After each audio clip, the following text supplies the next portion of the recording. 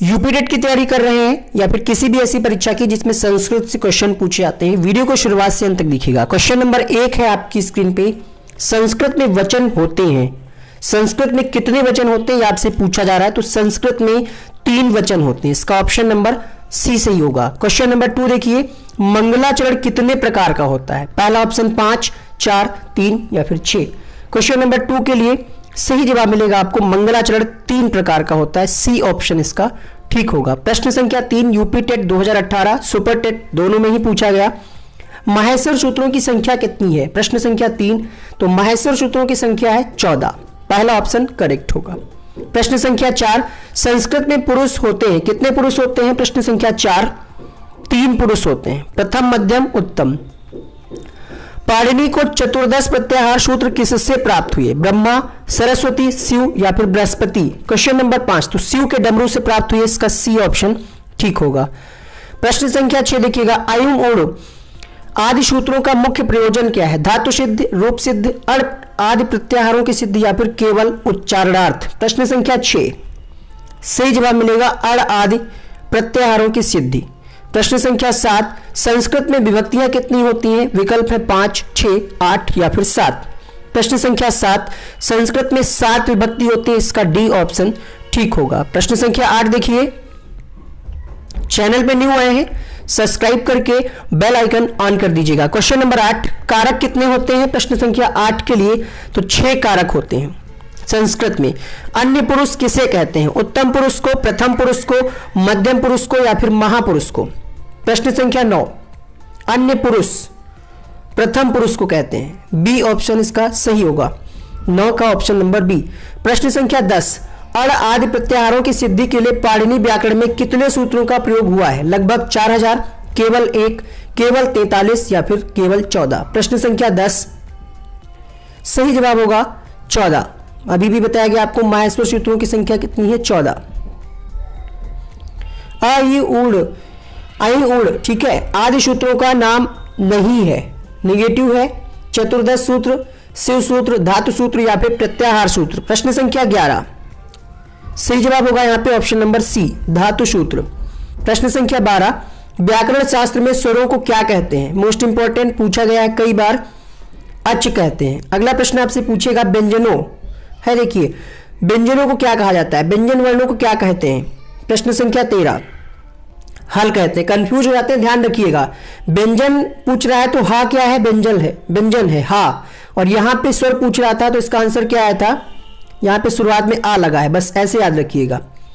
आ स्वर के अंतर्गत आते हैं, स्वर व्यंजन या फिर उपयुक्त में से कोई नहीं। प्रश्न संख्या 14, तो आ किसके अंतर्गत आता है, स्वर के अंतर्गत, ए ऑप्शन सही होगा।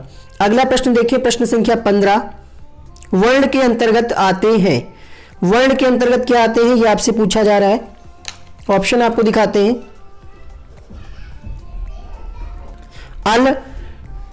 हल, अच, हलच या फिर यला। प्रश्न संख्या 15 सही जवाब मिलेगा, हलच आते हैं, ठीक है, यानी हल भी और अच भी।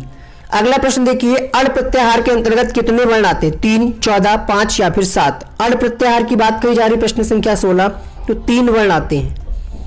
अण प्रत्याहार में सूत्रों की संख्या कितनी है। प्रश्न संख्या 17, 1 सूत्र है। प्रश्न संख्या 18, इण प्रत्याहार में सूत्रों की संख्या कितनी है, तो इण प्रत्याहार में कितने सूत्र हैं, 6 सूत्र हैं, बी ऑप्शन ठीक होगा। पाणिनि, कात्यायन, पतंजलि किसके लिए प्रसिद्ध है, व्याकरण, ज्योतिषी, सांख्य या फिर काव्य। प्रश्न संख्या 19, तो ये क्या है, वैयाकरण है, ऑप्शन नंबर ए ठीक होगा। अष्टाध्यायी का अपर नाम है, शब्दानुशासन, लिंग, कृदंत या फिर धातु। प्रश्न संख्या 20, शब्दानुशासन, पहला ऑप्शन सही होगा। अगला प्रश्न देखिए, यहां पे गुण संधि का सूत्र नहीं पूछ रहा आपसे, गुण संज्ञा विधायक सूत्र पूछ रहा है, कई लोग इसका गलत कर देते हैं आंसर। क्वेश्चन नंबर 21 सही जवाब होगा, अदेन गुणा, ऑप्शन नंबर बी ठीक होगा इसका। प्रश्न संख्या 22, किसकी गुण संज्ञा होती है, किसकी गुण संज्ञा होती है, तो ए, ओ और अर गुण संज्ञा होती है इनकी, तो पहला ऑप्शन सही होगा इसका। क्वेश्चन नंबर 23, वृद्धि संज्ञा किसका अपवाद सूत्र है, गुण का, दीर्घ का, वृद्धि का या फिर अयादि का। प्रश्न संख्या 23, तो वृद्धि संज्ञा गुण का अपवाद सूत्र है, इसका पहला ऑप्शन करेक्ट होगा। अपवाद सूत्र का मतलब क्या होता है, अर्थ क्या होता है? क्वेश्चन नंबर 24, अपवाद सूत्र का मतलब होता है बलवान, तो इसका सी ऑप्शन सही होगा। क्वेश्चन नंबर 25, वृद्धि संज्ञा विधायक सूत्र क्या है? वृद्धि संज्ञा विधायक सूत्र क्या है? Question number 25। विकल्प है यहाँ पे मृज्य वृद्धि, वृद्धि रेची, वृद्धिरादैच या फिर बी और सी दोनों। प्रश्न संख्या 25, सही जवाब मिलेगा वृद्धिरादैच, सी ऑप्शन। सवर्ण संज्ञा विधायक सूत्र है अकः सवर्णे दीर्घा, झरो झरि सवर्णे, तुल्यास्त्र प्रयत्न सवर्णम या फिर सर्वर्ण गुणः। प्रश्न संख्या 26, तो आप सभी जानते होंगे अकः सवर्णे दीर्घा, पहला ऑप्शन ठीक होगा। प्रत्ययों की संख्या कितनी है प्रश्न पूछा जा सकता है। प्रश्न संख्या 27, प्रत्ययों की संख्या कितनी है? यहां पे प्रयत्न होना चाहिए था, प्रयत्नों की संख्या कितनी है? ठीक है, तो प्रयत्न दो प्रकार का होता है, अभ्यंतर और। कमेंट करके बताइएगा, इसका डिटेल वीडियो बना है, नहीं देखा तो ऊपर आई बटन में दे देंगे, क्लिक करके देख लीजिएगा। प्रयत्न, कई सारी क्लासेस संस्कृत की हो चुकी हैं, सारे कमेंट बॉक्स में आपको पहला लिंक मिल जाएगा, देख लीजिएगा। प्रयत्न दो प्रकार का होता है, अभ्यंतर और बाह्य प्रयत्न। क्वेश्चन नंबर 28 देखिएगा, कृतिबद्धित से होता है, कृतिबद्धित से किसका बोध होता है? प्रश्न संख्या 28, तो अव्यय का बोध होता है, 28 का सी विकल्प ठीक होगा। प्रश्न संख्या 29 देखिए, कृत प्रत्यय लगता है, किसमें लगता है? धातु में, शब्दों में, अव्यय में या फिर संज्ञा में। मोस्ट इंपॉर्टेंट, यहां से आपको एक प्रश्न पक्का फंसेगा पेपर में कि प्रत्यय कृत किसमें लगता है, तद्धित किसमें लगता है। क्वेश्चन नंबर 29, धातु में लगता है आपका कृत प्रत्यय। क्वेश्चन नंबर 30 है, तद्धित प्रत्यय किसमें लगता है? प्रश्न संख्या 30, तो तद्धित प्रत्यय लगता है पदों में, 30 का पहला ऑप्शन ठीक होगा। क्वेश्चन नंबर 31, व्यंजनों की मात्रा होती है दीर्घ, प्लुत, ह्रस्व या फिर अर्ध। प्रश्न संख्या 31, सही जवाब मिलेगा यहाँ पे व्यंजनों की मात्रा अर्ध होती, क्योंकि का जब आप लिखते हैं तो उसमें आ छुपा रहता है, हलंत वाला का और आ, तो अर्ध होती है। क्वेश्चन नंबर 32 देखिएगा, शुद्ध व्यंजन वर्ण है, शुद्ध व्यंजन वर्ण कौन सा होगा? प्रश्न संख्या 32, गलत कर सकते हैं आप लोग इस प्रश्न का आंसर, क्योंकि यहां पे देखिए आंसर होगा ऑप्शन नंबर डी। ठीक है, ये शुद्ध होता है व्यंजन, बाकी इसमें भी आ मिला है, इसमें बिंदी लगी है, इसमें भी शुद्ध व्यंजन यही है जिसमें हलंत लगा है। क्वेश्चन नंबर 33, आ, ए, आओ, इन तीन वर्णों की संज्ञा क्या होगी? लघु, गुण, संहिता या फिर वृद्धि। प्रश्न संख्या 33, तो वृद्धि संज्ञा होगी, इसका डी ऑप्शन ठीक होगा। प्रश्न संख्या 34 देखिएगा, आ, ए, ओ वर्णों की संज्ञा होती है, आ, ए, ओ, वृद्धि, गुण, दीर्घ या फिर अप्रक्त। प्रश्न संख्या 34, सही जवाब होगा यहां पे गुण संज्ञा, एक पाई वाले। ठीक है, ध्यान रखिएगा, बहुत बार ये प्रश्न पूछा गया है। प्रत्याहार कितने होते हैं? प्रश्न संख्या 35, प्रत्याहार कितने होते हैं? तो प्रत्याहार 40 नहीं होते, 41 भी नहीं होते, आंसर आएगा 42, 43। अब आप सोच रहे होंगे अगर ऑप्शन में 42 मिल जाए 43, तो अगर 42 मिलेगा तो 42 लगाएंगे, 43 मिलेगा तो 43 लगाएंगे, दोनों मिलेंगे तो एक साथ मिलेंगे। ठीक है, प्रत्याहार कितने होते हैं? 42 या 43? 45, सॉरी, क्वेश्चन नंबर 35 का ऑप्शन नंबर सी ठीक होगा।